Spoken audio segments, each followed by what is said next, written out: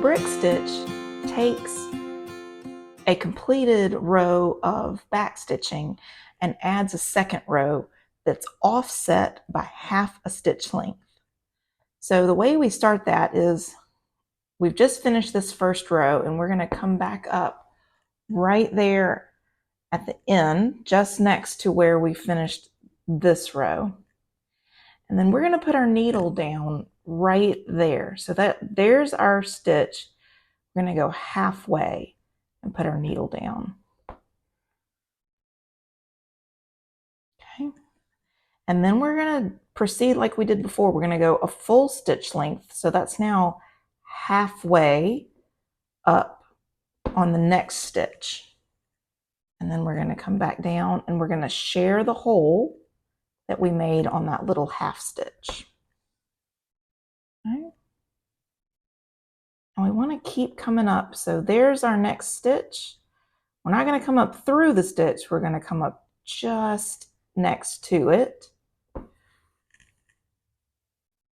And then back down, sharing the hole of the stitch previous. Okay.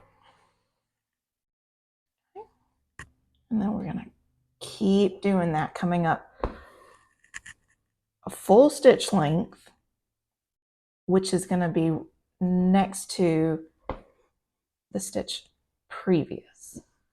So each stitch is a full stitch. It's just offset, just like bricks are offset when they are stacked. So you're going to continue to do that and work your way back around. And the cool thing with a brick stitch, it's a great filling stitch. Maybe if you wanted to do like some chunky letters or something like that, you could fill a section with a brick stitch, and you could do 5, 6, 10 rows of it even. And with each one, you're just going to go back and offset it by half a stitch length.